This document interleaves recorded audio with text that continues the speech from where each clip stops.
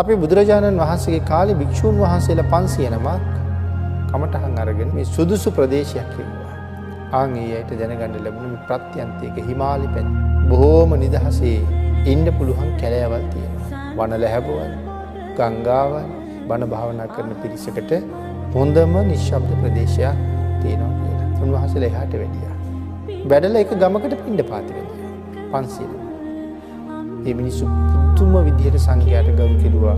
මොකද නිතර සංඝයා දකින්න ඒගොල්ලන්ට ලැබෙන්නේ නැහැ. ඒ නිසා මේ සංඝයා ආරාධනා කළා වහන්සේලා මේ වස් කාලෙ මෙහි වස් වසන්ට.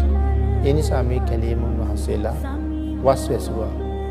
හැබැයි හරියට වෙලාවට වැඩ. ආන් ඒකින්ද දන් වැළඳීම් ආදී ඉවර කරලා නිසි වෙලාවට gediye ගහපු ගමන් උන්වහන්සේලා ගිහිල්ලා ගස් මුල වාඩි වෙනවා භාවනාවට.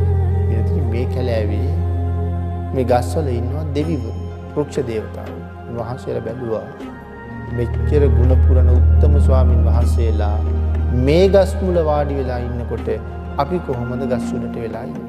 ආන්ගේ තීරණය කළා උන්වහන්සේලා මේ යන්නේ. නැත්තම් අපිට විමානයට යන්න වෙන්නේ.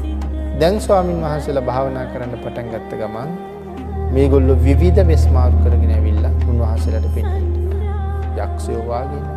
තව භයානක සත්තු වාගේ නෝ. භයානක හඬවල් නගනවා. පපුව දෙවියන් තරම්ම බය. සමහර වෙලාවට දුර්ගන්ධයක් පැතිරලා ගියා කියලා සඳහන් කරනවා. කිසිම භාවනාවක් කරන්න හම්බෙන්නේ නැහැ. ඔළුව කැක්කුම හැදෙනවා. ඒ තරම්ම දුර්ගන්ධ. හැබැයි එක්කෙනෙක් එක්කෙනෙකුට කියන්නේ නැහැ. අන්තිමට සියලු දෙනාම එකතු වෙලා හැමෝම අපහසුතාවයෙන් ඉන්න බව දැකලා හැමෝම මේ කාරණාව කතා වෙලා බුදුරජාණන් වහන්සේ ගාවට වැඩි. ආන් එදා භාග්‍යතුන් වහන්සේ සඳහන් කළා මහණෙනි මම මේ වස් කාලය තනින් තන සැරිසරන්න එපා කියලා තියෙන්නේ. ඇයි ඔහොම ඇවිදින්නේ කියලා. ඒ වෙලාවේ තමන්ගේ අපහසුතාවය කිව්වා. භාග්‍යතුන් වහන්සේ බැලුවා මේගොල්ලන්ට වෙනත් සුදුසු ප්‍රදේශයක් තියෙනවද කියලා. නෑ මේකම තමයි මෙයාලට හොඳ. මේ ප්‍රදේශයේම වස්වසලා මේ අය වස් ඉවර වෙනකොට සෞඛ්‍යලිස්තනසන සුදුසු ප්‍රදේශයේ ඕකමයි. එහාටම යන්න කියලා පිටත් කළා. හැබැයි විශේෂ ආයුධයක් දීලා යවුවා. මොකද්ද? ඒක තමයි මෛත්‍රිය.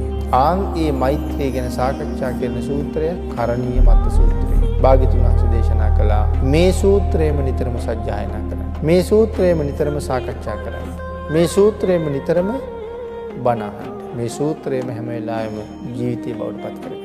උන්වහන්සේලා ඒ බුද්ධ වචනේ ඒ විදිහටම ක්‍රියාත්මක කළා. දෙවිවරු බොහෝම ප්‍රියමනාප වුණා. දෙවිවරු තීරණය කළා මේ ස්වාමීන් වහන්සේලාට මෙහි වැඩ ඉන්න තාක්කල් අපි උපස්ථාන කරමු. ඉස්සල්ලා දෙවියෝ හැදී උන්වහන්සේලා පන්නන්න දැන් උපස්ථාන කරන්න.